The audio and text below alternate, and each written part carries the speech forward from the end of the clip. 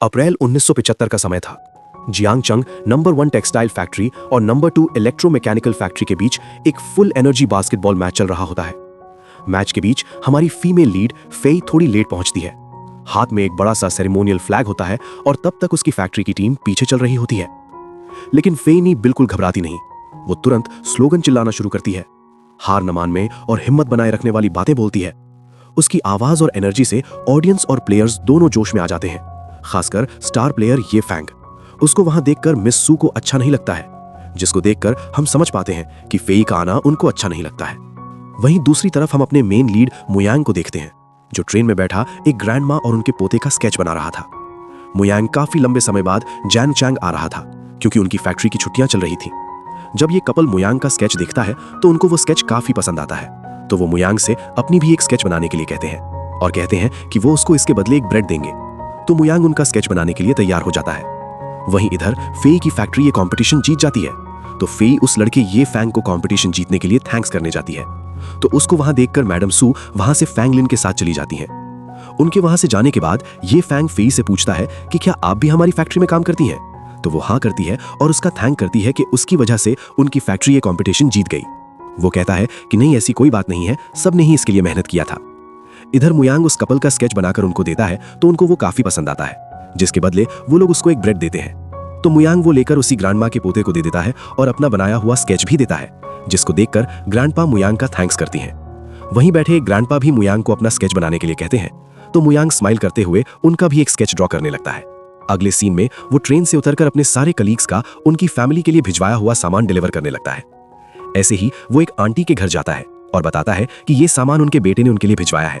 तो आंटी उसका थैंक्स करती है और कहती हैं कि बेटा, अभी फैक्ट्री की छुट्टियां चल रही हैं, तो तुम भी ये सारा सामान अपने कलीग के घर पहुंचाकर अपने घर चले जाना, अपने मॉम डैड से मिलने के लिए। जिनकी इस बात को सुनकर मुयांग सैड हो जाता है और वहां से चला जाता है। जबकि दूसरी तरफ फेई पब्लिसिटी डिवीजन की हेड सू के पास जाकर workers peace and soldier university के लिए अपना एप्लीकेशन सबमिट करती है। ये उसका चौथा साल होता है रेफरल मांगते हुए। पिछले 1 साल से उसने लीडरशिप को प्रूव करने के लिए हर कलेक्टिव एक्टिविटी में हिस्सा लिया होता है। लेकिन मैडम सू अब भी खुश नहीं होती। फैंगलिन के साथ मिलकर वो फेनी के थॉट रिपोर्ट को लाइन बाय लाइन चेक करती हैं और उस पर इल्जाम लगाती हैं कि वो लिमिडिटी जैसे मुश्किल शब्द यूज करके अपनी पढ़ाई दिखाना चाहती है, जबकि मासेस के साथ सिंपल लैंग्वेज में बात होनी चाहिए। फेई शांति से समझाने की कोशिश करती है कि अगर उसे और पढ़ने का मौका मिले तो वो और बेहतर काम कर पाएगी, लेकिन मैडम सू रिजेक्ट कर देती है और कहती है कि उसकी आइडियोलॉजिकल अवेयरनेस अभी काफी नहीं है और क्रिटिसिज्म को एक्सेप्ट करने का एटीट्यूड भी वीक है।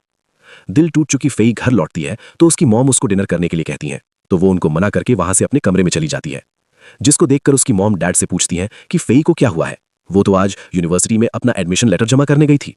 तो डैड उनसे कहते हैं कि लगता है इस बार भी उसका एप्लीकेशन रिजेक्ट हो गया है। उनकी ये सारी बातें पीछे से फेई भी सुन रही थी, तो वो उनसे कहती हैं कि मॉम डैड, मैं आप लोगों की बातें सुन सकती हूँ, जिसको देखकर फिर मॉम डैड चुप हो जाते हैं। रात में जब वो अपनी स्टडी कर रही थी तो वो यही सब बातें याद कर रही थी कि वो पिछले 3 सालों से यूनिवर्सिटी में एडमिशन के लिए ट्राई कर रही है, पर सब लोग उसको कोई ना कोई बहाना बनाकर उसको मना कर देते हैं। इधर मुयांग रात में रहने के लिए जियांगचैंग नंबर 2 गेस्ट हाउस में आता है। देन फिर हम उसको अपने बेड पर सोते हुए देखते हैं, पर उसको वहां नींद नहीं आती, तो वो अपने पास से एक स्केच को निकाल कर देखता है। देन फिर हमें उसके पास्ट को दिखाया जाता है, जहां हम छोटे मुयांग और फेई को देखते हैं। मुयांग फेई को एक स्केच देता है और उससे पैसे लेता है। तभी फेई उसके पेट से आवाज को सुनती है, तो वो उससे पूछती है कि तुमने खाना कब खाया था? तो मुयांग बताता है कुछ घंटे पहले। तो फेई उसको खाने के लिए पैसे देकर वहां से जाने लगती है। तो मुयांग उससे कहता है कि मैं जब फैक्ट्री से वापस आऊंगा तो इसे जरूर रीपे करूंगा। प्रेजेंट में मुयांग जब इन्हीं सब बातों को याद कर रहा था, तभी उसके पास एक पुलिस ऑफिसर आता है और उसको वहां से जाने के लिए कहते हैं। तो मुयांग वहां से चला जाता है। बाहर काफी ज्यादा बारिश हो रही थी, तो वो एक जगह देखकर वहां लेट जाता है। तभी एक लेडी चिल्लाते हुए आती है कि मिस्टर ल्यू का घर टूट गया है, जिसको सुनकर मुयांग जल्दी से उनको बचाने के लिए जाने लगता है। जब वो उनको बचाकर बाहर निकल ही रहा था, तभी उसके ऊपर एक बड़ी सी ट्री गिर जाती है। फिर सीन कट होता है और हम मॉर्निंग के सीन को देखते हैं, जहां फेई के डैड न्यूज़पेपर को पढ़ रहे थे। मॉम के पूछने पर उनको बताते हैं कि वो कल वाले लड़के के बारे में देख रहे हैं जिसने मिस्टर ल्यू की फैमिली की जान बचाई थी। तभी वहां फेई आती है और वो डैड से उनका न्यूज़पेपर मांगती है, तो मॉम डैड से न्यूज़पेपर को लेकर फेई को दे देती है। फेई उसमें एक न्यूज़ को देखकर कुछ सोचने लगती। दूसरी तरफ हम फैक्ट्री में मैडम सू और मिस्टर ल्यू की वाइफ को देखते हैं, जो मुयांग का केयर करने से मना कर देती हैं और कहती हैं कि मैं मानती हूं कि उस लड़के ने मेरी फैमिली की जान बचाई थी, पर आपको पता है कि मेरी फैमिली कंडीशन कैसी है, तो मैं उसकी लंबे समय तक देखभाल नहीं कर सकती हूं। तभी वहां फेई आती है और कहती है कि मैं उस नाइक का देखभाल करूंगी, जिसकी इस बात को सुनकर मैडम सू उसकी तारीफ करने लगती हैं और उसको अच्छे से मुयांग का देखभाल करने के लिए कहती हैं। फिर हम फेई को हॉस्पिटल में देखते हैं, जहां वो मुयांग को देखकर नर्स से उसका नाम पूछती है तो नर्स उसको मुयांग का नाम बताती है, जिसको सुनकर फेई अपने बचपन को याद करती है, जब मुयांग उसको परेशान किया करता था, जिसको याद करके वो वहां से जाने लगती है। फिर उसको न्यूज में लिखी बातें याद आती हैं तो वो वहीं रुक जाती है। देन फिर हम उसको मुयांग का देखभाल करते हुए देखते हैं। जब वो हॉस्पिटल से अपने घर आती है तो वहां उससे मिलने उसकी फ्रेंड लिन मेई आती है। फिर हम दोनों को बातें करते हुए देखते हैं, जहां मेई फेई से कहती है कि क्या हो अगर मुयांग कभी होश में ही ना आए तो। फेई उसको ऐसी बातें करने से मना करती है। फिर फेई डेली हॉस्पिटल जाकर मुयांग का देखभाल करने लगती है। ऐसे ही उसको मुयांग की केयर करते हुए 1 मंथ हो जाते हैं। इधर फैंगलिन और उसके बॉयफ्रेंड को बातें करते हुए देखते हैं, जहां उनकी बातों से हमें पता चलता है कि शायद उस दिन जो मुयांग के ऊपर ट्री गिरा था उसके पीछे इन्हीं दोनों का हाथ है। फैंगलिन अपने बॉयफ्रेंड को यूनिवर्सिटी में एडमिशन लेने के लिए कहती है, तो इसका बॉयफ्रेंड उससे कहता है कि मैं यूनिवर्सिटी में कैसे एडमिशन ले सकता हूं।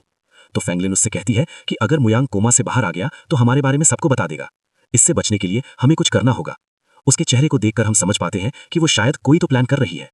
इधर फेई जब डेली की तरह मुयांग की केयर कर रही थी, तभी नर्स आकर उसको बताती है कि फेई मुयांग की गर्लफ्रेंड उससे मिलने हॉस्पिटल आई है और वो अभी डॉक्टर से उसके हालात के बारे में बात कर रही है। अगर मेरी मानो तो तुम उसकी गर्लफ्रेंड को मुयांग को वहां से लेकर जाने के लिए कह दो। तुम भी तो उसकी 1 महीने से केयर करते करते थक गई होगी। तभी वहां मुयांग की गर्लफ्रेंड लिंगी आती है। फिर हम दोनों को बातें करते हुए देखते हैं, जहां लिंगी फेई को मुयांग की केयर करने के लिए कहती है और बताती है कि वो कल अब्रॉड चली जाएगी। तो फेई उसकी बातों से एग्री करती है।